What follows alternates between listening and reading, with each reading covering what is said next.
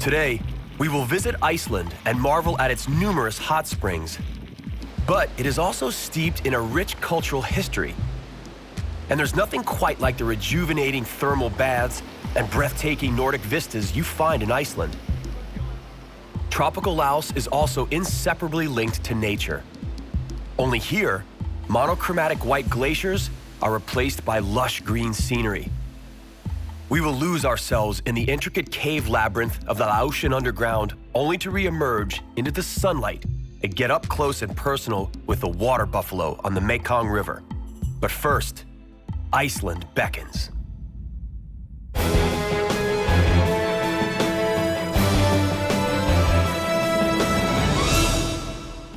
The Republic of Iceland was established after declaring independence from Denmark in 1944. The island's history, however, dates back centuries. Ingólfur Arnarsson, one of the very first Viking settlers, admired Iceland's endless plains and volcanoes as early as the year 874.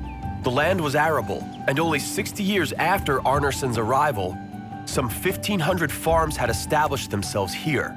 Ingólfur landed in Iceland in a drakar, a traditional Viking ship that, at the time, was also considered a devastating warship.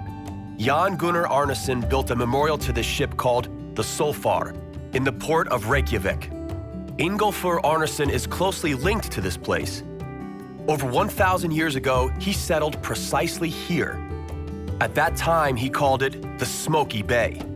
Today, we know it as Reykjavik. There exists no name more appropriate for this place. Fuming hot springs rising from the underground at temperatures between 98 and 102 degrees Fahrenheit are ever present. There's no reason for Icelanders not to bathe in them all year round.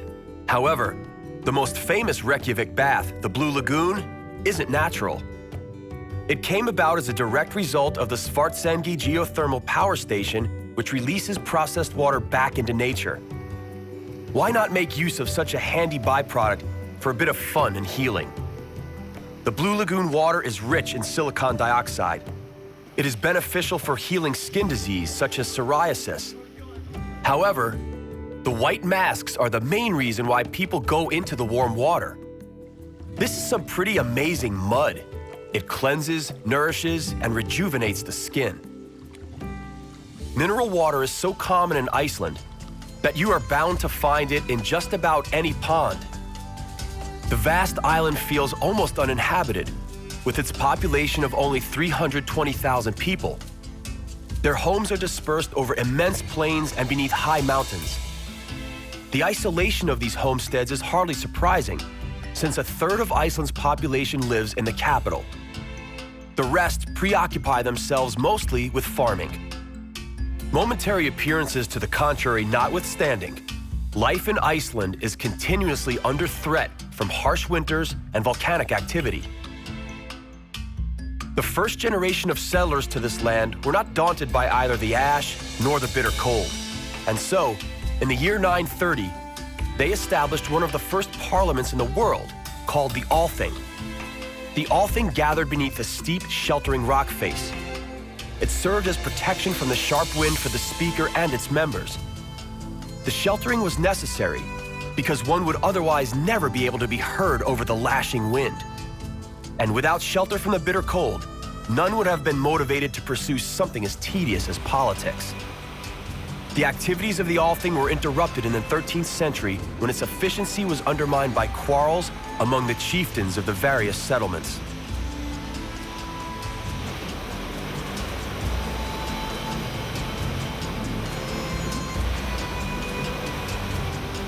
Several rivers, fed either by water from underground sources or from thawing glaciers, flow from inland to the sea. The longest, Pjorsa, is only 230 kilometers long.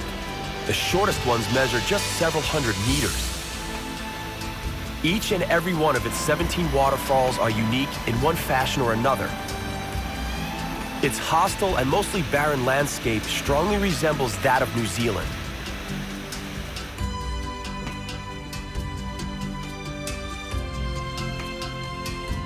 The Stroker geyser, Icelandic for churn dash, proves that water can flow upwards too. Stroker first appeared in 1789 as a result of an earthquake. 100 years later, another earthquake caused it to cease. It was only in 1963 that the locals uncorked it, enabling Stroker to happily explode and sputter on just as it used to. Magma heats the water to 120 degrees Fahrenheit. As the water cannot evaporate through boiling, it simply erupts every 10 minutes in a 20-meter-high geyser exploding from its depth of 23 meters. The mineral-rich water creates mineral as well as sulfuric sills. In Iceland, these encounters are commonplace.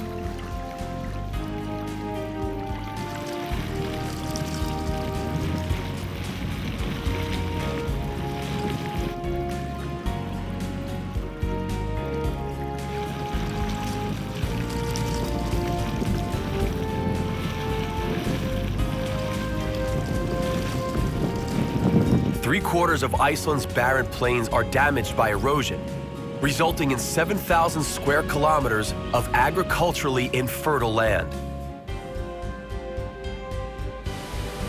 Geysers and hot springs aren't Iceland's only attraction. The numerous breathtaking waterfalls veiled in legends and myths are equally as alluring to visitors. The Godafoss waterfall, or Waterfall of the Gods, stood witness as a certain Porgir threw carvings of pagan gods into its waters to demonstrate his total acceptance of and conversion to Christianity. Dedifoss, the biggest European waterfall with a flow rate of 200 cubic meters per second, bottoms out into a 44-meter canyon.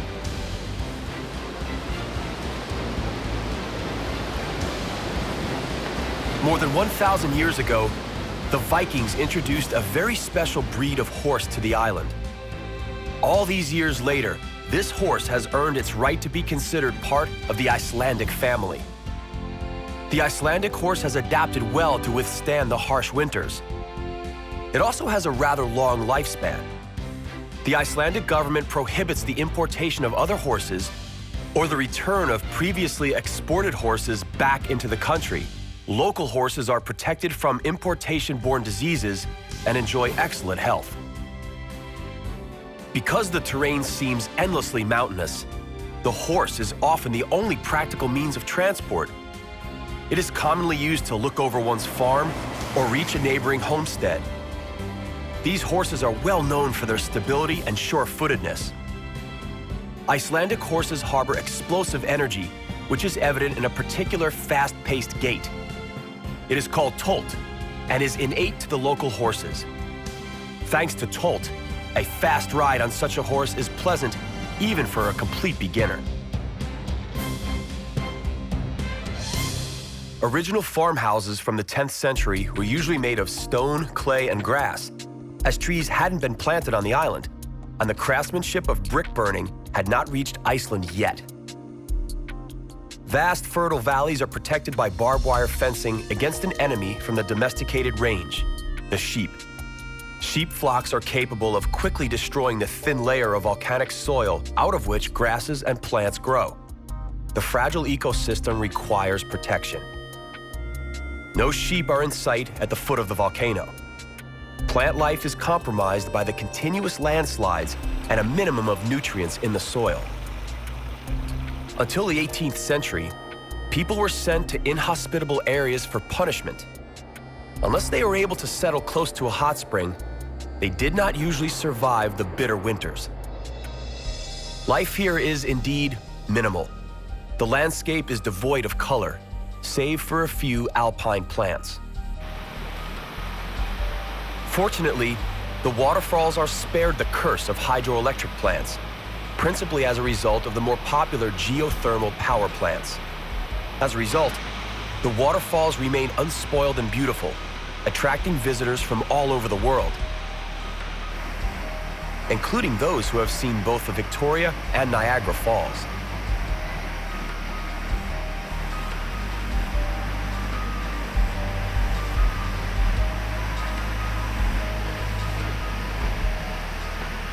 Let's take a look at some of the local culture. We are at a traditional Viking festival where past and present are entwined. Icelanders, seen here feigning the battles of their ancestors, may be separated by a couple of centuries from the real Vikings, but genetically speaking, they are very close. Iceland is something of a genetic tin. Iceland has never had mass immigration. The largest immigrant population comes from Poland. Today, the Polish descendants only number about 8,000 people. Icelanders thus form an excellent genetic sample of Homo sapiens. Icelanders today are less warlike than their descendants, but Viking blood still courses through their veins. Icelanders are also known for their love of singing. Two Icelandic singers that are internationally known are Sigur Rós and Björk. They take great pride in Tvísöngur, a duet which apparently gives every real Icelander the shivers. Paul Logason managed to throw a 140-kilogram stone over the hurdle 10 times and has become the definite winner of the competition. The origin of the traditional Viking festivities is not merely a way to pass the time. The disciplines that have been carefully selected are designed to develop dexterity and speed, historically indispensable qualities during raids. The maidens are trying to beat the drum at the blindfolded Vikings' feet. And here, ear-pulling tests the threshold of pain. Iceland is also a place of tranquility, natural balance, and almost meditative nooks. In the summer, many places, uninhabited by man, attract adventurers wishing to test whether they are capable of surviving a week in the wilderness without the internet or a cell phone. Here, they must be able to survive using only their equipment and supplies.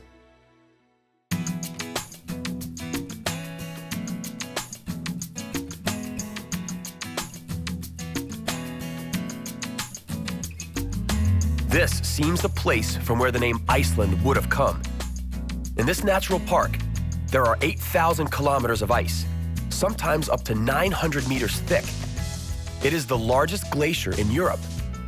Although Iceland is close to the Arctic, the coast remains ice-free during winter due to warm North Atlantic sea currents. Even a thawing glacier can pose a great threat. Problems with wild water are not uncommon.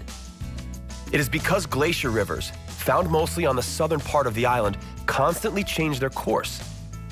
It is why the longest bridge in Iceland was built over the Skeiðará River. Sadly, not even its 1,000 meters could withstand the giant flood caused by a volcanic eruption under a glacier in 1996.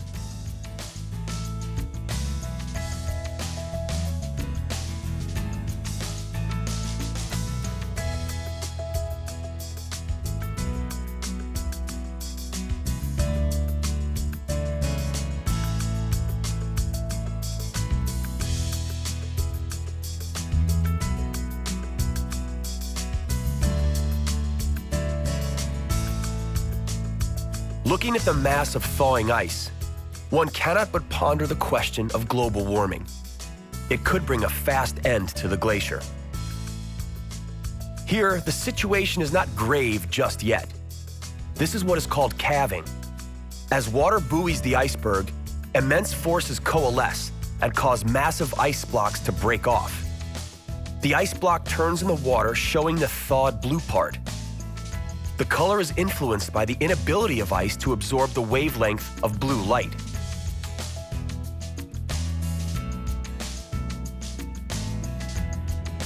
Considering the innumerable natural phenomena and vapors rising into the air, it is no wonder that Icelandic culture is replete with myths and fairy tales. They consider dwarves, elves, and gnomes to be inhabitants of their world and call them the hidden people.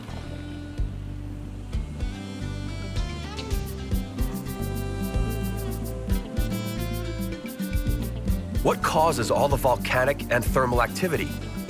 The answer is quite simple. It is right here, beneath Iceland, that the American and European lithospheric plates meet. The immense pressure with which they move against one another not only caused the formation of the island, but also opened numerous vent holes relatively near the Earth's core, causing the flow of magma and minerals. There are over 200 volcanoes, of which 1930 are still active. The French writer Jules Verne placed the plot of his famous book, Journey to the Center of the Earth, into one of these volcanoes without ever setting a foot on Iceland. Nevertheless, many adventurers have tried to explore these volcanoes using his guidelines. Suffice it to say, none had any success. It is unbelievable that a landscape adorned with murmuring waterfalls lies in the same country where deadly geysers, moody volcanoes, and ripped-up glacial fields are found. We treat ourselves to one last look at the monumental wonders before us.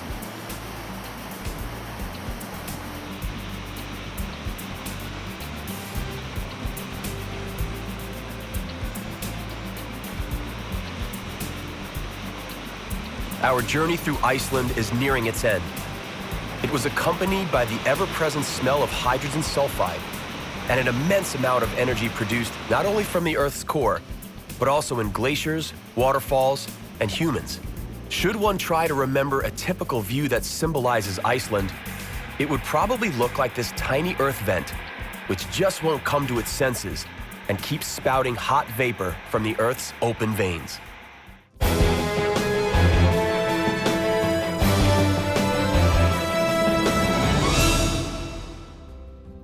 Welcome to Laos. The Mekong River is an inherent part of its heritage, as are the other natural wonders and the Buddhist religion. Laotian history traces back to the 14th century, but modern Laos, as we know it today, was founded in 1945.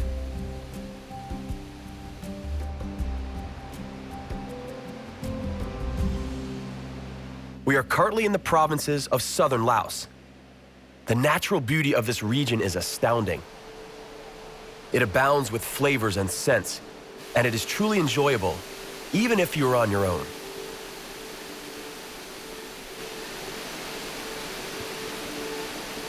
The real treasure of southern Laos is the unpolluted and abundant water source. Waterfalls are both aesthetically pleasing and also act as an important protection. It is because of these waterfalls that the Laotian rivers are so extremely difficult to navigate upstream. At the same time, the waterfalls function as an efficient water flow control system during floods caused by the rainy season.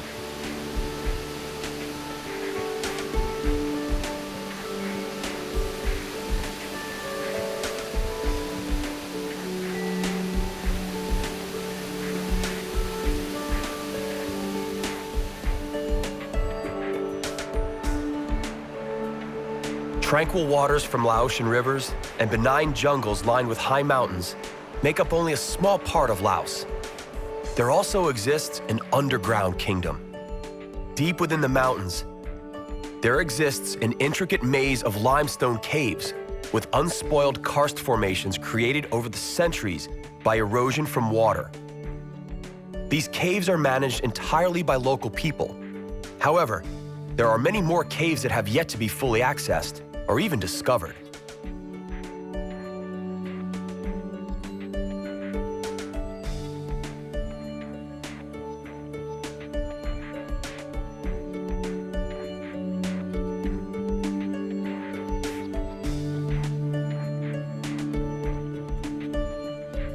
Nikola Tesla sang praise to the waterfalls as an inexhaustible source of ecological electrical power for all sorts of appliances.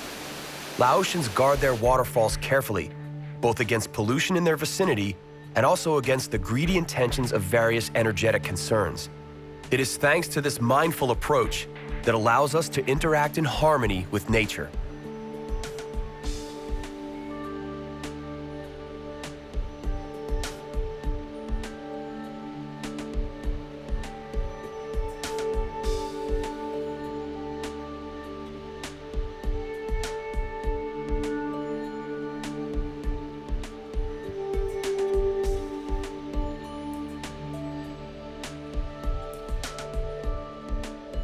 The very cause behind the existence of such pristine natural nooks in Laos, such as this one in particular, is nature itself. The elemental expansion of the jungle often swallows up entire buildings and makes it next to impossible to lay roads and railways. More than half the land area of Laos is taken up by jungle and rainforest, while only 10% of the land remains for agricultural purposes and pastures.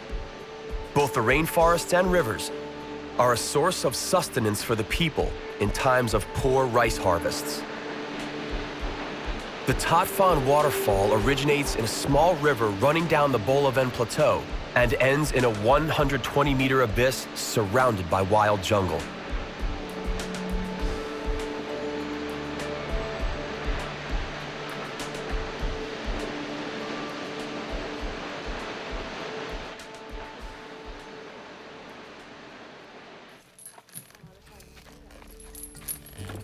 Laos is sometimes referred to as the Kingdom of a Million Elephants, even as the numbers of elephants living in the country are decreasing due to poaching and the relentless expansion of civilization. On the contrary, the number of water buffalo is on the incline.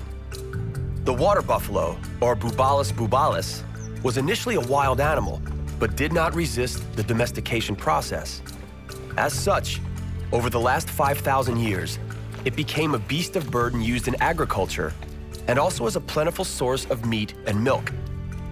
Due to their great numbers, 153 million animals in Asia alone, the water buffalo is nicknamed the living tractor of the East.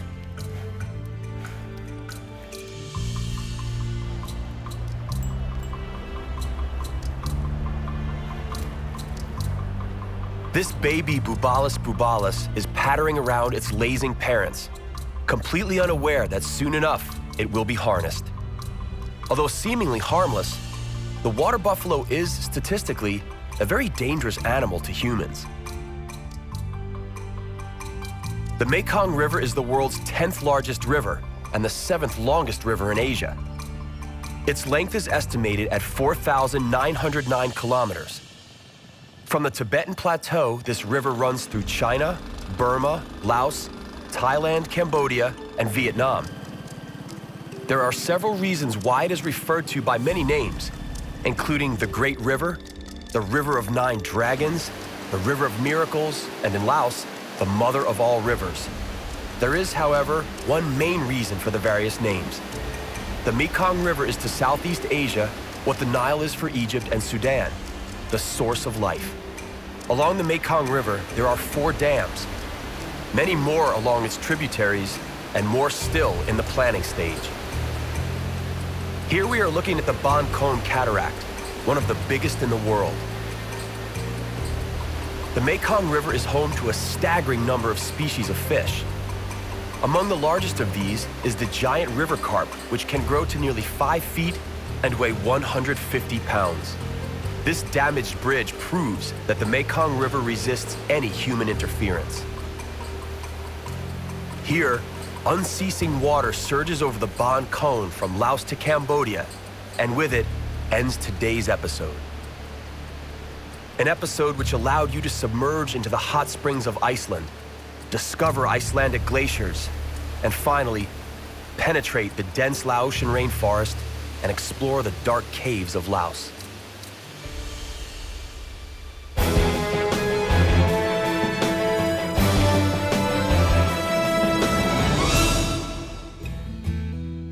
Our journey to the miraculous nooks of our planet comes to an end, for now.